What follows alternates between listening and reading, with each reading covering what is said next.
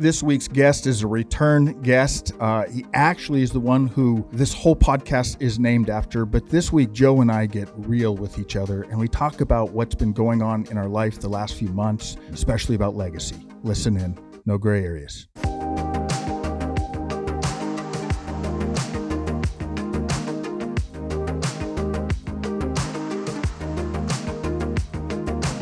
Well, Joe, welcome back to the No Gray Areas podcast. It's really named after the book that you wrote and your story, and it's about the complexity of choices and the power of choices. But recently, you and I were on a trip, and we started talking about how just things changing the game a little bit and gambling and how that's affected. And recently, you and I were also speaking at an event, right? We were speaking with Stephen Headache Smith, who was part of this thing back in '94, the biggest sports scandal that they know of.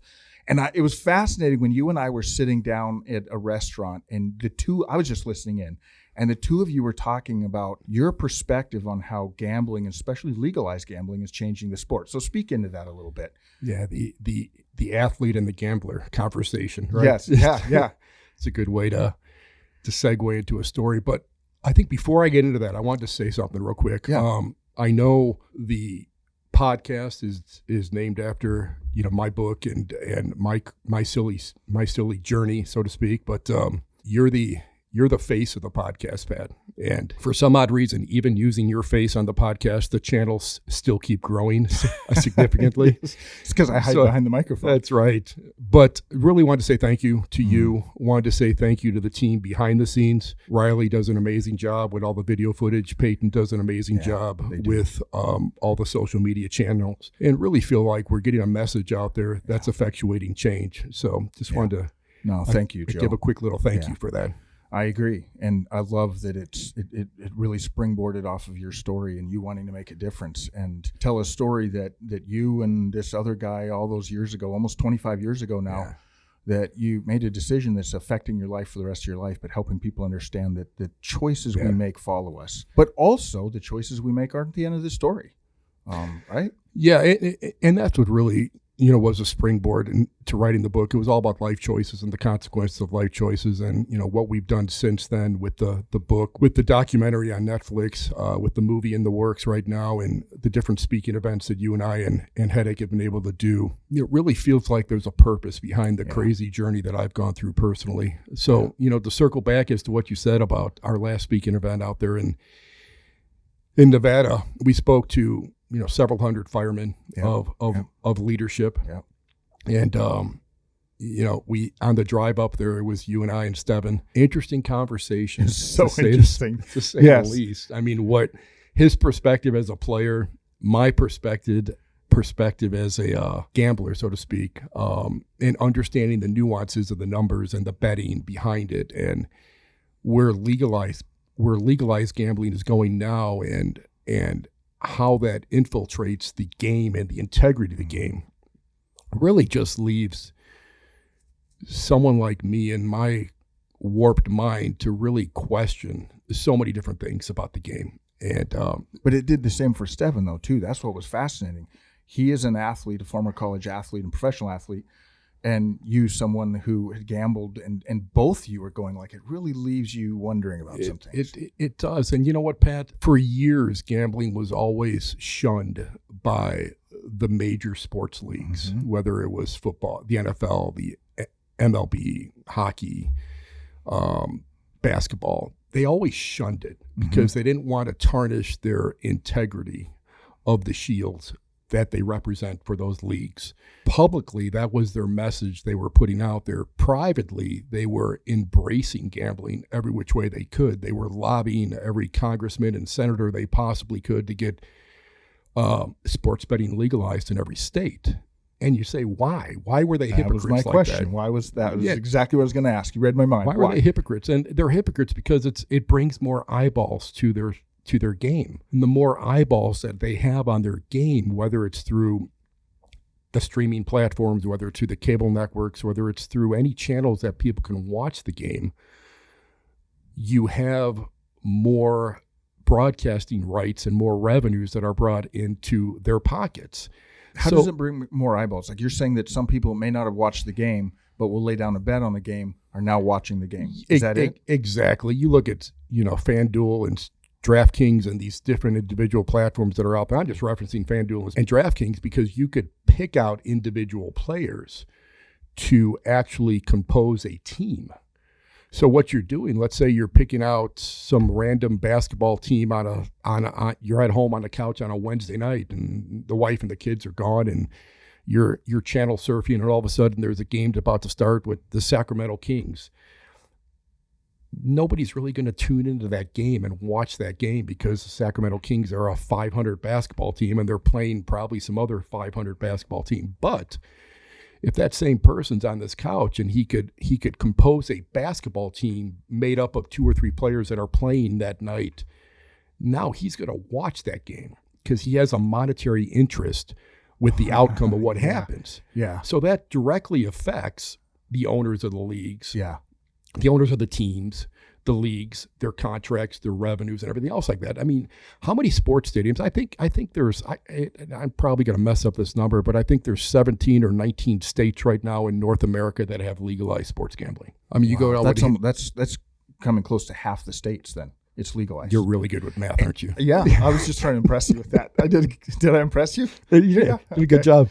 So you're saying though that for a long time they were against it publicly, right? But behind closed doors, they were trying to get it to where it's moving today. Where they were spending monies. They had allocated funds with every lobbyist out there to try to get these things passed. It was all led by Chris Christiana, but yeah, that was their motivation behind. Yeah, you look at the corporate sponsors that are behind it now. You got MGM throwing money at them. You got FanDuel. You got DraftKings. You got all these sports book companies that are out there throwing money at these leagues, trying to rent space inside the stadium. They're putting sports books inside of the stadiums. So you could make a first quarter bet. You could make a halftime bet. You could make a fourth quarter bet as the games are going. Wow. I mean, that's just from the public side. And that's just talking about the public side, the ownerships, the leagues, how they're monetizing those dollars and that legalized gambling for their purposes. Put that aside for a second. Talk about the cesspool of corruption. Yep, that's what was interesting to hear you guys talk about. From the athletic side. Yeah. From the athletic side, for the guys that are actually playing the game. Yeah. And the temptation to go on the dark side. The temptation to compromise your integrity. So unpack that. Like let's say we have a listener that doesn't really follow sports. Yeah. How would they be tempted to compromise? Well, okay, I'm going to give you a couple examples. I want to go back to the player side in a second, but I want to tell you something that happened recently. Tracy, my wife, and I had a little get-together at our house for the Super Bowl. Mm-hmm. And the Super Bowl this past year was played in Arizona, and there were some friends at our house, and there were some younger kids at the house. I'm certainly not going to say any names, but some younger kids that were in college at the house. And they had the ability. Now, a few of their friends were cheerleaders for a certain school in town. And those cheerleaders were hired to perform with Rihanna at the halftime show. Halftime show for the Super Bowl. Okay. Now, understand the dynamics here, what's happening here. Mm-hmm. Insider information. So what happens is now you've got sports books out there all around the world.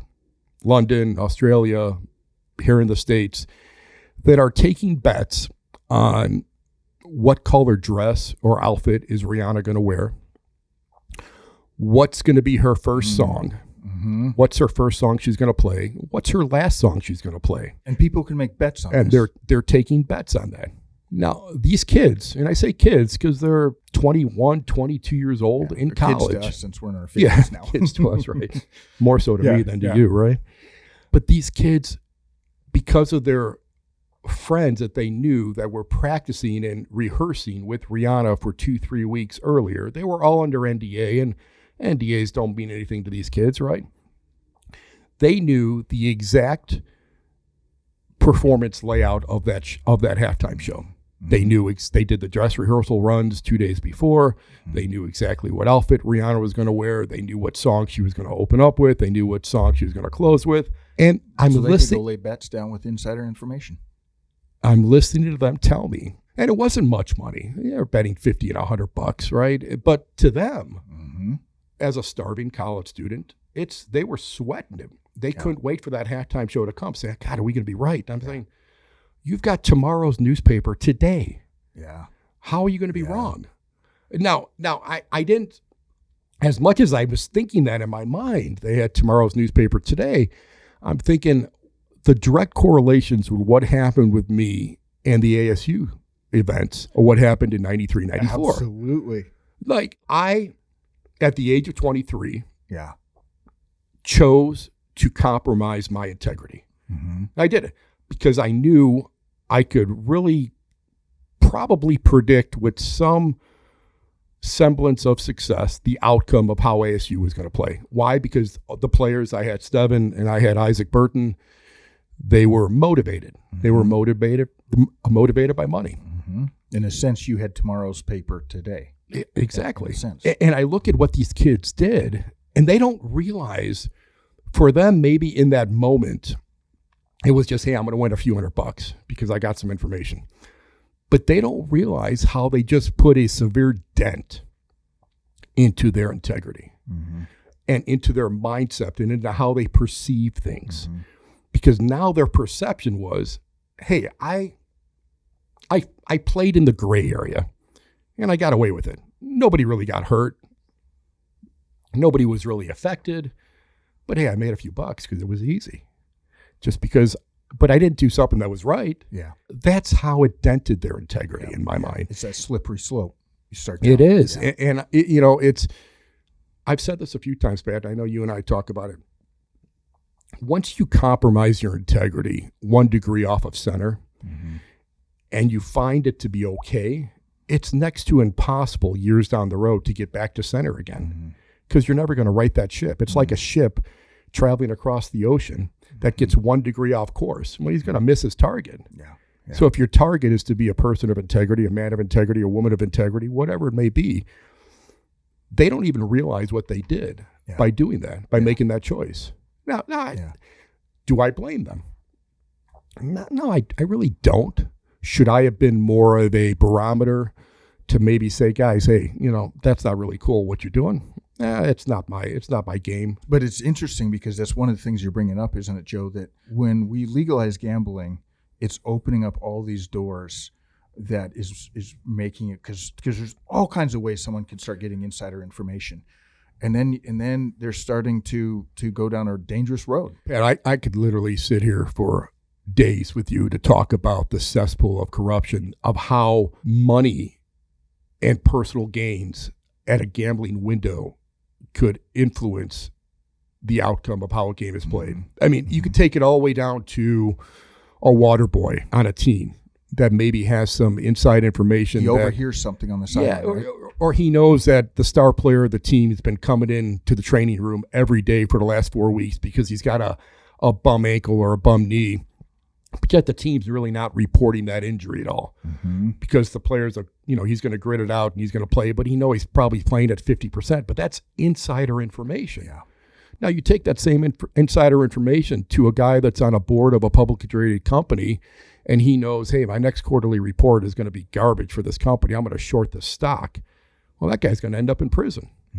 They don't have the rules and the regulatory procedures in place or the laws in place to combat the cesspool of corruption that's going to come out of the gambling side. And that's just on the periphery. That's you talk about a trainer or a water boy or someone that might be a friend of a player. That's just on the periphery. Get into the core.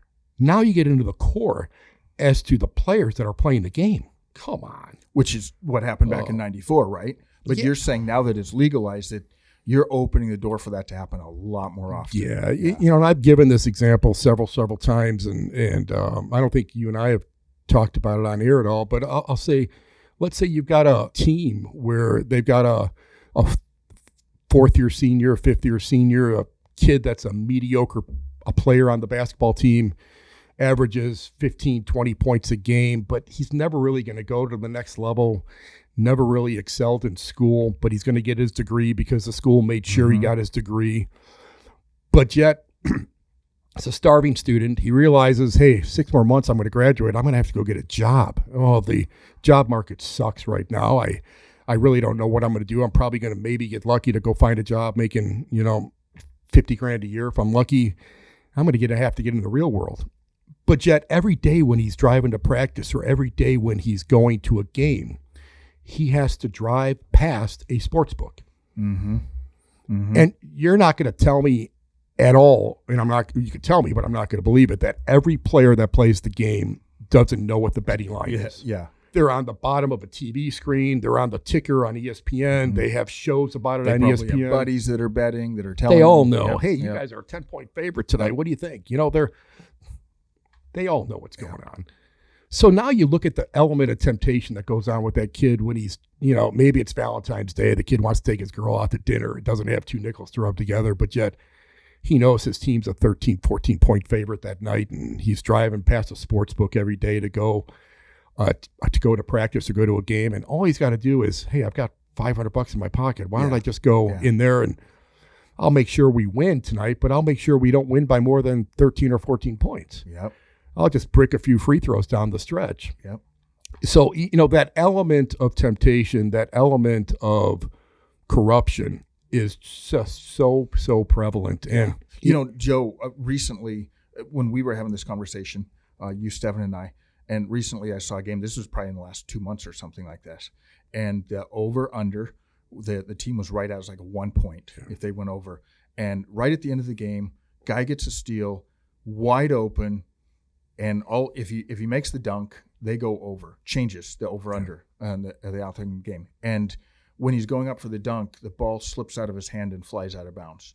But because of the conversations we've had, I'm sitting there now. I wouldn't have thought of this before, but now I'm sitting there going, did it really slip out of his hand? You start thinking. Yeah, you start thinking. But what you're saying is that we've opened the door for that kind of thing to happen a lot more often.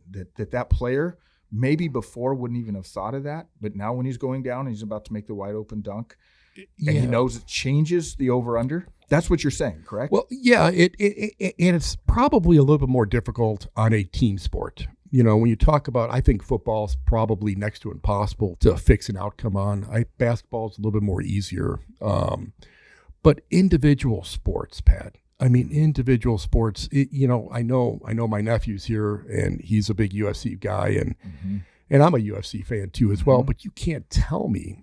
Of the 100% of UFC fighters that are out there. Yeah, Joe Rogan mad at you about what you're going to say here. No, but I think Joe gets it because Joe's a business guy as well, and Joe understands it. But out of the 100% of fighters that are out there, there's probably, I'm going to guesstimate, maybe 10% that are actually thriving. Yeah, the rest of them like thriving. The rest of them can't even they're struggling to pay their training and their taxes and their travel.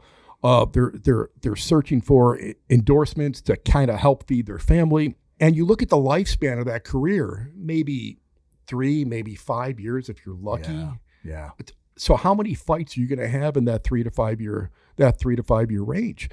But yet you look at, if you know that 90% of these fighters are really struggling, and then you look at the ability where these fighters can either bet for or against themselves because there's an active betting line for them. And they're saying, gosh, well, this fight, I'm going to be on the undercard of this main event and I'm going to get paid $50,000. And I'm going against a guy that's pretty tough and I'm a 2-to-1 underdog. I'm just making numbers up. I'm a 2-to-1 underdog. But I'm going to get paid $50,000. Yeah. Now, you mean to tell me guys maybe got 2 or 3 fights left because they know the lifespan of their career. Maybe his shoulder's jacked up, his knee's jacked up or something like that. I'm going to tell you what I would be tempted to do. Now, maybe obviously my mind works differently than other people, but I'm going to get 3-4 guys that I grew up with that I have known for years that I trust explicitly. I'm going to send them to half a dozen casinos that are out there. And I'm going to say, hey, go bet on the other guy and pick up 2-to-1 odds. You think about it, Pat. You risk you risk $50,000. Let's say he risks his whole purse. Yeah, $50,000. He's going to make $100,000 back, tax free, in non-sequential unmarked bills. Yep. And he's going to get caught in a chokehold or an armbar. Get caught. Yep. Who's going to know? Yep. Who's going to know? Yep. That happens every day of the week. Yeah. You know, you look at individual sports. I target UFC, and those guys are just workhorses, and I've got tons of respect for them. But the element of corruption is so prevalent because these guys all live on social media. They all fantasize about the Lamborghinis and the Ferraris and these big palatial estates, and they want to get there, but they don't know how to get there because they're just in the middle of a pack inside of their tiers where they are in fighting. You look at tennis the same way. How many tennis corruption scandals have been exposed in the last 5-6 years? I could probably think of 3 of them right now because it's the same thing where you got 10% of the tennis players that are on the tour are actually doing well. The other 90% are struggling. Barely making it. Making it. So, you know, I just think there's so many components to when I say a cesspool of corruption that could come out of it because you start compiling personal performance with monetary gain. Nothing good will ever come out of it. Yep. Yeah. History has proven that for sure. For sure.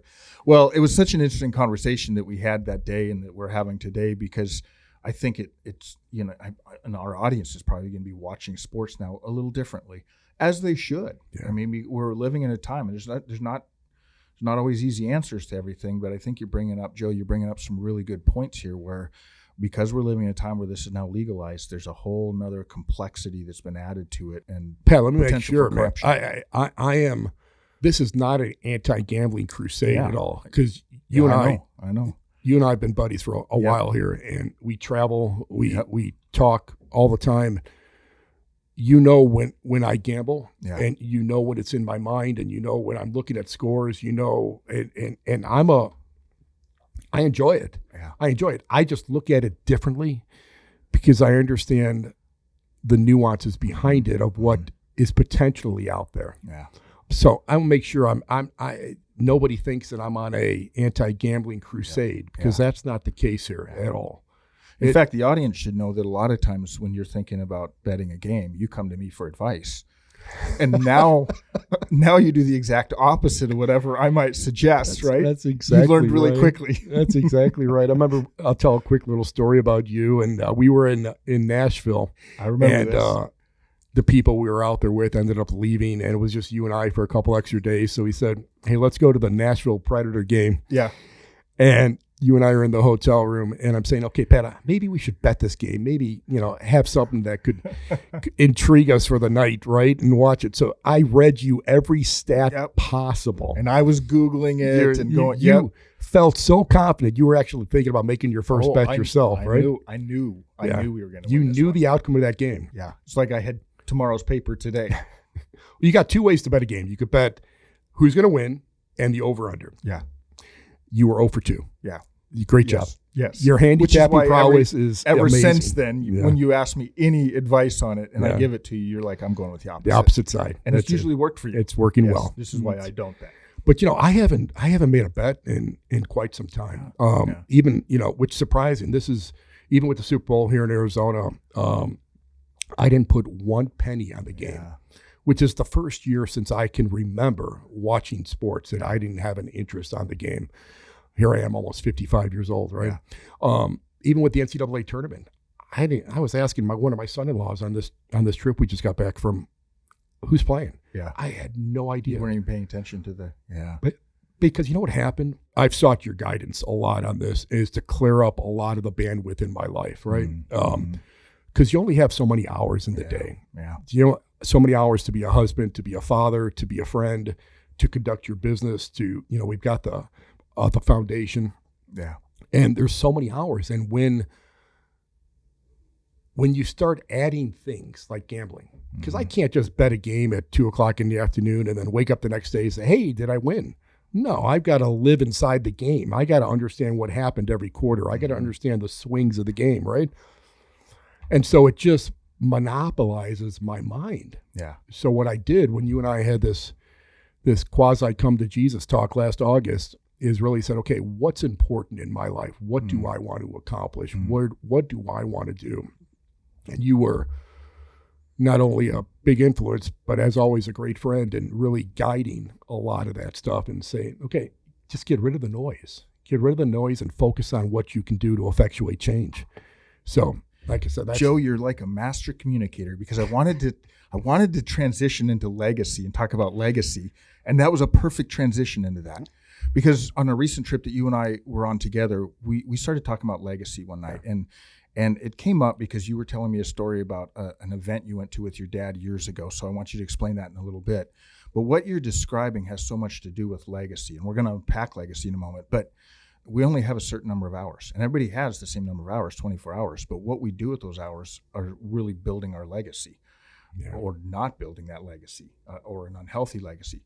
But let me just back up and review that story a little bit, because when we were sitting down for dinner, you started sharing that one of the most impactful events. Did your dad invite you to this? Yeah. It was the Promise Keepers, right? Yeah, this had to be about 98, 97, 97, 98. Now, my father was the prototypical Italian, right? Mm-hmm.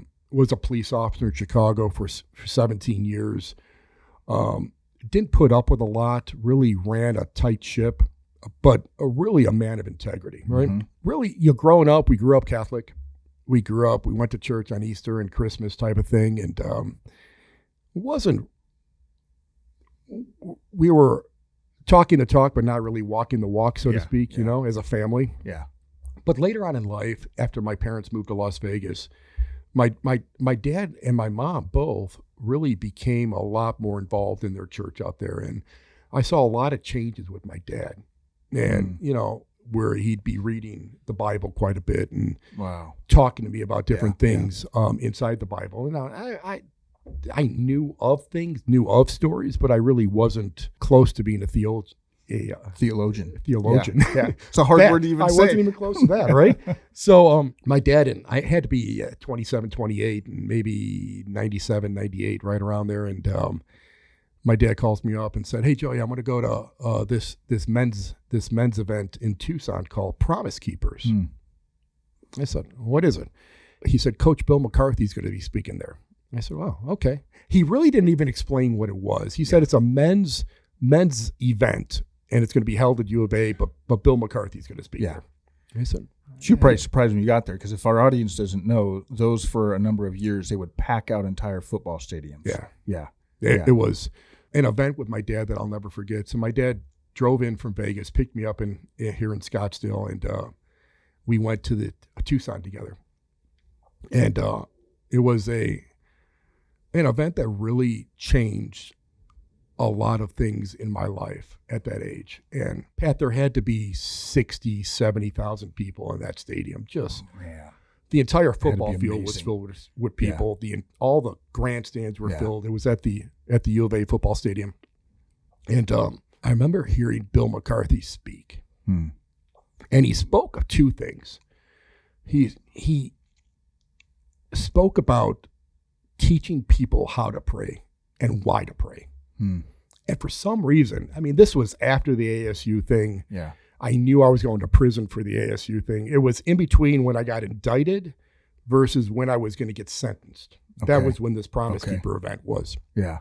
And so I was really kind of at a crossroads in my life saying, well, I can't trade in the markets anymore because they took my license. I'm sitting here thinking about opening up a car wash. In fact, I opened up the one car wash in Scottsdale already.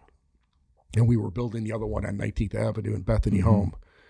And I knew I was going to go away to prison. I didn't know how much time I was going to get. At that point, we had two young girls at home that were probably 2 and 3 years old. So it was really a time in my life that I was in flux. Yeah. And pivotal moment in some ways. Yeah, it was. Yeah. And so hearing Coach McCarthy speak, and I didn't know anything of his story at that time other than just being an absolute stud, football coach for the University of Colorado. But hearing him speak about how to pray and why to pray. And I remember the preamble verbatim, and I still use it to this day. Every night when I go to bed, I say my little prayers. And I remember the preamble that he gave about taking ownership to prayer, using the word my Lord Jesus Christ, my God. That's powerful. Just little things like that were still to this day, almost 30 years later, was like, wow. Yeah. It stuck with me. And then the second thing he talked about in his speech was, what's your legacy? And here I am, 28 years old, 27 years old. I said, what the heck you talk about legacy? You probably never even thought about that, had you? Never thought about it. If you were to die tomorrow, what's your legacy? How would people remember you? Who would remember you? What would they remember you for? Those are some powerful questions. Yeah, it's like, here it is all these years later. It's still stuck with me. And I know that was the main emphasis, along with my wife and kids, for putting the book together. Because I wanted people to understand the struggles of choices. I wanted people to understand why I maybe made some choices I did, and that my legacy was not really this ASU event. My legacy was not really what happened in 2013 or 14. I wanted my legacy, and you know this as well, because you're the executive director of the foundation. How many times do I use the word, let's make a difference? Yep. Many, many times I've heard those words. Make a difference. I say it to my kids. I say it to people we work with. I say it to you all the time. Yep. What can we do to effectuate change and make a difference? And so that's the focus of what I believe the word legacy means to me. Yeah. I mean, no matter what I do, and believe me, I know this, and if I amazingly somehow cured cancer tomorrow, I'm still going to be the guy that committed the ASU point shaving scandal that all of a sudden cured cancer. I'm never going to get rid of that label. Never going to get rid of the label of a convicted felon. But sadly, people's perception or the masses' perceptions are their realities. Yeah. Does my quote unquote legacy matter to the mass of people? No. It really doesn't. That's the important thing to remember, isn't it? That legacy is really important to those closest to us. That's right. The masses don't care, really. And you know what, Pat? I wrote about it in the book, and I really get back to this now, and I put myself in check all the time with it, is to perform for an audience of one. Now, whatever your one may be, if you're not of faith, for me, it's faith. Like, I know who I have to put myself in check with. Every day when I reconcile the day and I say my prayers at nighttime, I say, okay, what did I screw up with for that day? What did I do good for the day? What do I want to do better? What do I want to work more on? And why am I making these changes? It's to perform for an audience of one. Yeah. So if you're performing for the masses, which is what I struggled for years, I look at all the events in my life where I compromised my integrity and made a poor choice, and then unfortunate events happened thereafter. It was because I was performing for others. Yeah. Trying to play the big shot, trying to, show people that I can do something when I really shouldn't be doing it to begin with. Yeah. That's such a great point, Joe, because as you know, I was a public speaker for a lot of years. And so I would speak to big crowds, and you come off the stage and the crowd thinks they know you. And if you're not careful, you buy into the hype. Like they think they know you, and you'd hear people going like, man, your wife must be so blessed. Because they just see the guy on the stage. Yeah. And sometimes you want to go like, well, go talk to my wife. She'll tell you I'm a mess sometimes. But that's the danger, right? When we start thinking that it's the crowd that really matters. Yeah. Because the crowd will either think something, like in your case, maybe you'll always be known by the crowd, some of the crowd, for what happened in 94. But your story is much bigger than that. Or if you're a public figure, you buy into the hype of what everybody's saying about you, but it's the ones that are closest to you, your wife and your kids and your close friends.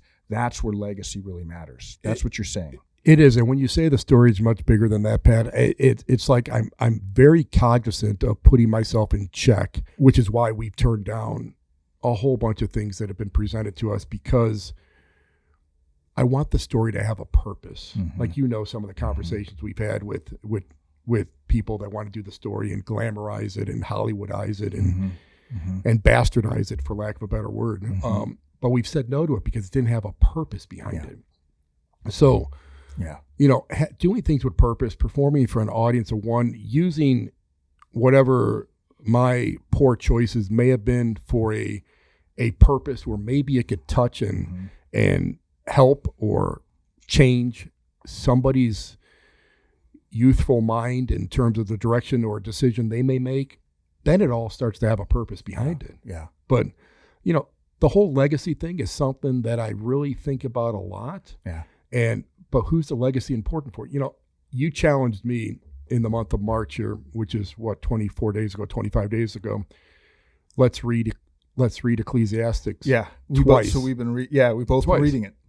And I just finished it the second time about 4 or 5 days ago. And the word meaningless comes up all the time. Life is meaningless. Life is meaningless. Things are meaningless. The moments are meaningless. Life is so short. And you equate the word meaningless to vapor. Yeah.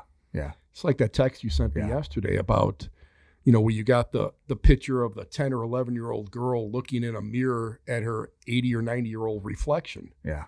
And saying, how the heck did that happen? It goes by so quick. Yep. So what's important in your legacy? Which is what Solomon was trying to say 3,000 years ago when he wrote that. He's an older man looking back. He's had everything the world could offer him, wealth, power, influence. And he's looking back and he's going, it's all the Hebrew word can be used vapor. It's all a vapor. It's all meaningless. Well, do me a favor here. Let me flip the script on you for a second. What does legacy mean to you? Oh, man. Joe, that's not how this works. I asked the questions. Yeah. Well, one of the things similar to you, it was years ago, and I don't remember exactly when, but I remember thinking, because, again, I had a job where I played to the crowd, and I don't mean that in a negative way. I just spoke to crowds. And if you're not careful, you start believing all that hype that you get. But I started going, at my funeral, and I'm going to have one someday, at my funeral, who do I want to really speak about what matters to them in me?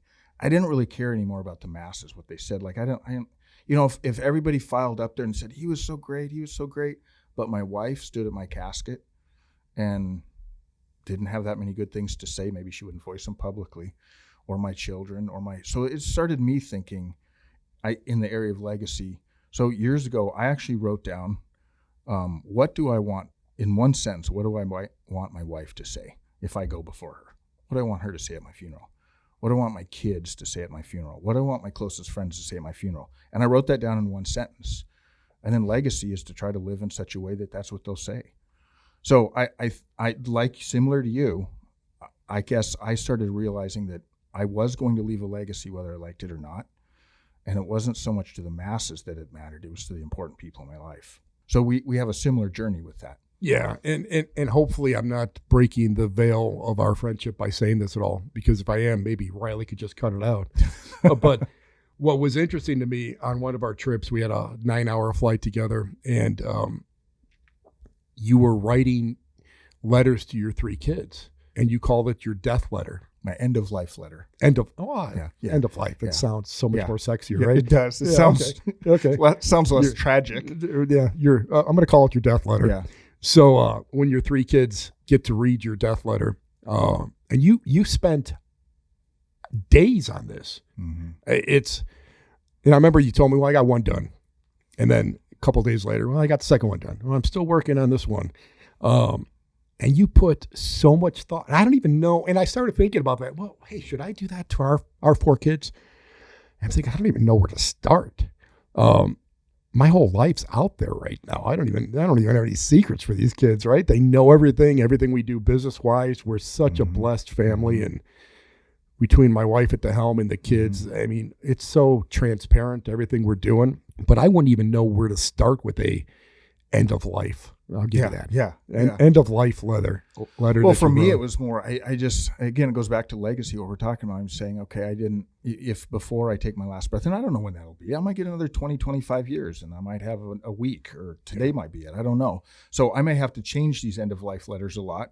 If I live another 15 years, I may have to go rewrite them. But for me, it was just, what do I want to, if I could say one last thing to them, what would it be? Some people get that opportunity. Yeah. I watched a guy go, a couple of years ago. He was the chairman of the board of an organization I was working at the time, and he went Tuesday night. He thought he had the flu. They said he had cancer. By the next Monday, he was dead. On Friday, he invited me over with his whole family, and on that Friday night, so he only had a few days left, and he knew he only had maybe a week left. But I watched him. He was in a hospital bed in his house, and he had each of his kids come in individually, and each of his grandkids come in individually. And I don't know for sure what he said to them, But most of us won't get that opportunity. He had a great opportunity to know, like, these are going to be some of my last words to them. So that's what mine was just simply say, I want to write something to them. And like I said, if I live another 15 years, I'll have to change that.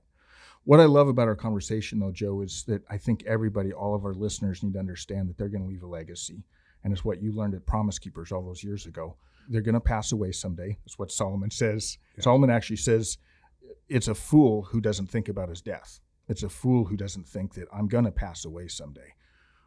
So recognizing that's true and that you're going to leave a legacy, and then what kind of legacy you want that. I think it's so important to think about, isn't it? And who's gonna get that legacy? I mean, what's your focus as to who it's going to be out to? Mm-hmm. Is it so audience important. Of one? Yep. Is it your core family, or is it are you playing for others? Yeah, and that's what's been so interesting. You and I, the last few months together, have been trying to get really focused, because we are going. Part of legacy is to get focused. You can't do everything. Mm-hmm. So what are the things that you're going to do that you think are really, really important? And I think that's something the audience really needs to understand. If they want to live a legacy for the people that are most important, the audience of one, then they can't do everything. They have to figure out, what are the most important things in my life. Boy, just to kind of, when you said that, I just kept thinking about all the pain and suffering that we've seen just through the foundation. Mm-hmm. All the groups that are approaching us, or mainly you, because mm-hmm. you're at the helm of that, that are living in such hurt mm-hmm. that is tolerated in this world. But yet your mind and my wife and our kids, we want to figure out a way to solve that hurt, because it shouldn't happen. Yeah. So, and I think that's, the more I get, I say I'm on the 15th hole of life right now. Maybe I've got to make it 3 holes left, right? I'm 55, but I feel like I'm 90 sometimes. But the more I get punched in the gut and go through this journey in life, and I just really, especially the last 6 or 8 months, Pat, it's almost like I've had moments of clarity as mm-hmm. to what I want to accomplish, mm-hmm. and the foundation, and to effectuate change in a lot of people's life. When you just got back from Brazil, some of the stuff we're doing in Brazil right now, and you start seeing some of these people in these communities, how they are just living in absolute squalor. Yeah. No fresh water, no plumbing, no electric, no screens on their huts, where they've got every bug in the world, climbing into their place where they're living. Yeah. How does that happen? Mm-hmm. How does that mm-hmm. happen? A big thing with my wife, Tracy, she wants fresh water. I mean, mm-hmm. in this day and age, how does people not have access to fresh, clean water to drink? And that changes entire lives, communities, and generations, just having clean water. Yeah. So basically that little tangent I just went on is really ties into the constant thought I have about legacy. Yeah. Like, if I died, let's say next week, but the foundation can live on through mm-hmm. you and through Tracy and through our kids, and we can do and effectuate these changes. And whether I get a pat on the back for it, or whether I get any accolade for it, that's not the purpose. Mm-hmm. But I'll be comforted in my audience of one mm-hmm. as to who approved mm-hmm. my legacy. Yeah. Yeah. Like, my legacy was, I left this world, even though I made some poor choices, made some choices where my integrity was not even in my mind. It'll be, my legacy was approved by my audience of one. Yeah. And that's really what the focus is. Well, let me wrap this up by saying, I don't know if you realize it, but you're quoting a guy that wrote most of the New Testament when you're talking about that, because Paul talks about it at some point, and he wrote, most of what we call the New Testament in our Bibles. And he said, when I go, I want to hear well done from the audience of one. That's what he wanted to hear. He goes, I want my God to look at me and say, well done. And I love, and this is part of your story, what we have to remember with people, that we have a book, not chapters. And sometimes we judge people by the chapters. And so you've had some chapters that weren't necessarily good. I've had chapters that weren't necessarily good. Any human that's lived very long on this earth has had some bad chapters. Yeah. That's not the totality of the story. And thank God, literally thank God, that he's going to look and judge us through his grace, but also through our whole story, not just one or two chapters. Isn't that good news? Let's hope so. Yeah. Well, let me finish with this. Tim Tebow said this, and this is, I think, really helps talking about legacy. He said there's a big difference between inheritance and legacy. Inheritance is what you leave. Legacy is what you leave it in. And I think that's what you're saying is we're all going to leave, an inheritance and some, whatever that is. But what we leave it in, the people that we value the most, that's legacy. So good stuff. Yeah. Let's do that. Love working with you, Joe. Same Thanks here, for brother. being on. Thank you. Have you ever thought about the legacy you're leaving behind? It's a great question. What are you leaving behind, and who is it for? I had a great interview with Joe Gagliano today. If you have any comments, we would love if you would leave them below, or you can email me at info@nograyAreas.com, info@nograyAreas.com. Remember to like, follow, and subscribe at No Gray Areas.